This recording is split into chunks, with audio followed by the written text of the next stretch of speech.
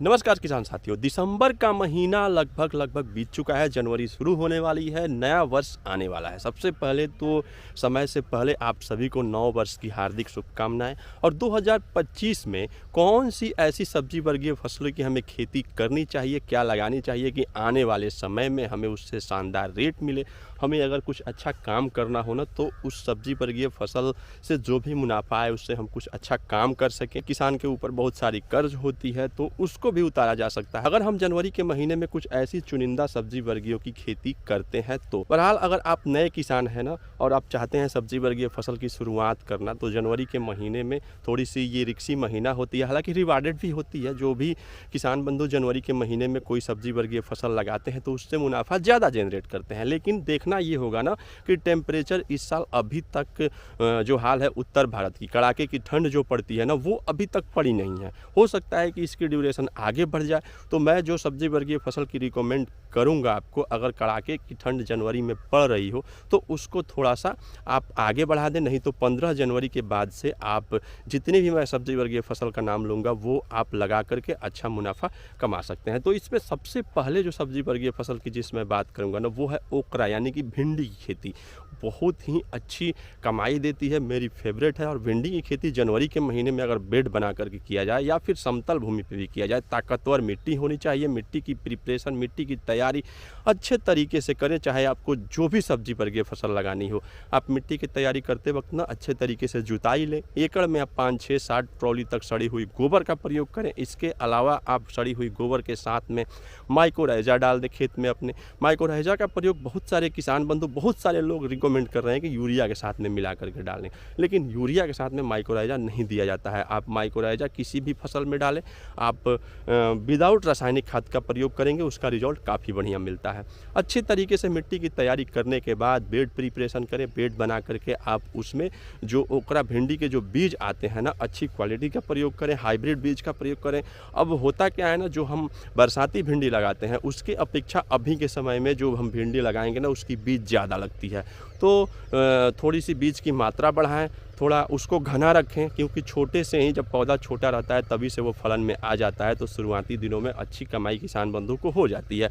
जब पौधा बड़ा हो जाए ना, तो अगर दिक्कत हो आपको तुड़ाई करने में, घुसने में खेत में, तो एक एक पौधे को आप काट करके बीच से हटा सकते हैं, वो भी आपको काम कर जाता है। आगे चल के जो छोटा पौधा आपने जिसकी कटिंग की हुई है ना, उसमें से फलन शुरू हो जाता है। तो आपको दोगुना मुनाफा भिंडी की खेती से इस तरीके से हो जाता है। थोड़ी बहुत आपको कीटनाशक प्रबंधन करना पड़ेगा, अच्छे तरीके से स्प्रे नियंत्रण करनी पड़ेगी। इसमें कीड़े लगते हैं, इंसेक्ट आते हैं, तो उसके लिए आपको पहले से प्रिपेयर होना पड़ेगा।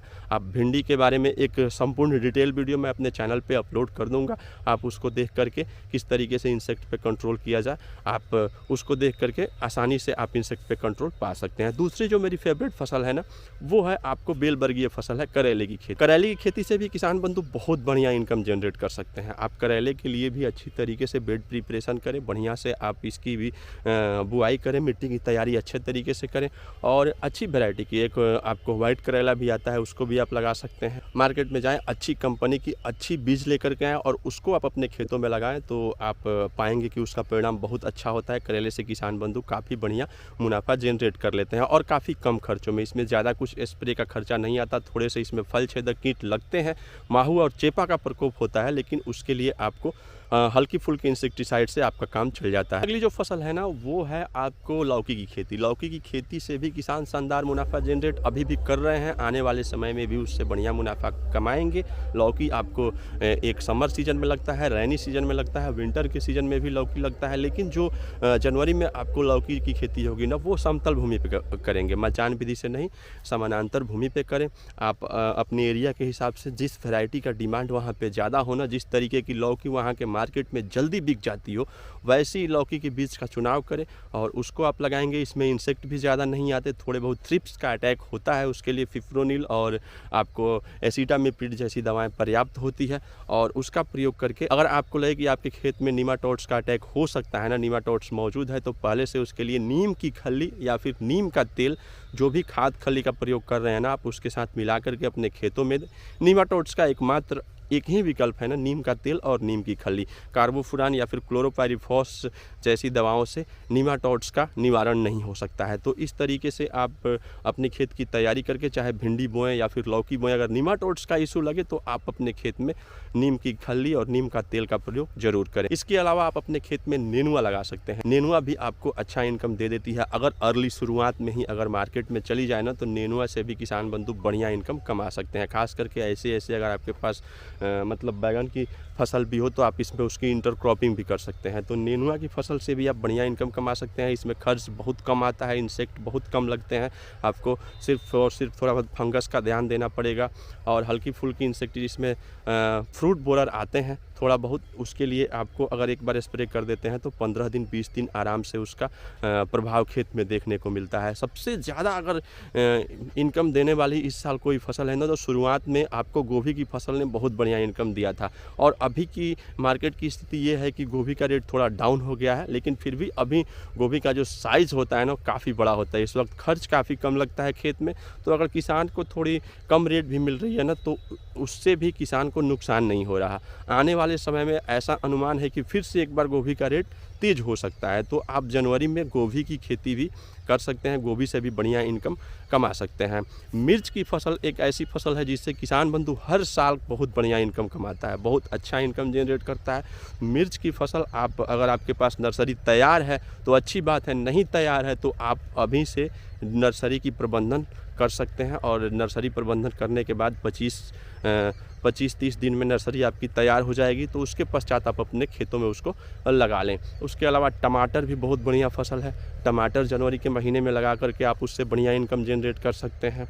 टमाटर हर साल किसान बंधु को, और कब इसका रेट आसमान छू दे, और डाउन तो कभी ज़्यादा जाता नहीं है लेकिन आसमान ज़रूर छूता है कभी ना कभी। तो टमाटर की खेती आप कंटिन्यू करें, लगातार करते रहें।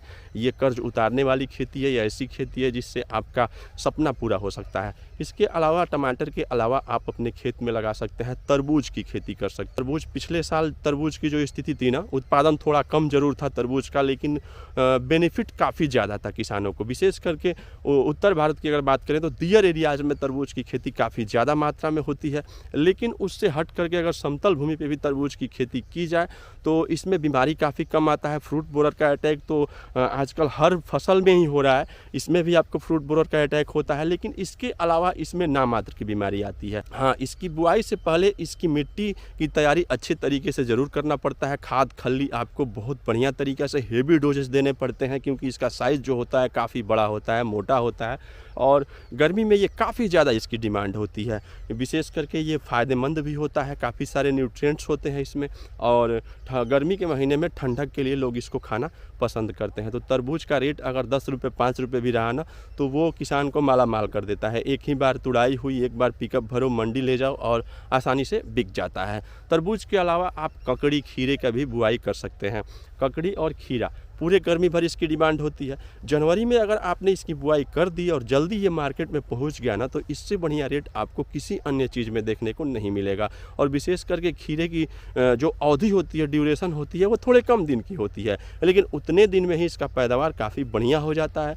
रेट आपको वो माइंड सेटअप करना पड़ेगा ना कि कब हमें इसको निकाल लेना है।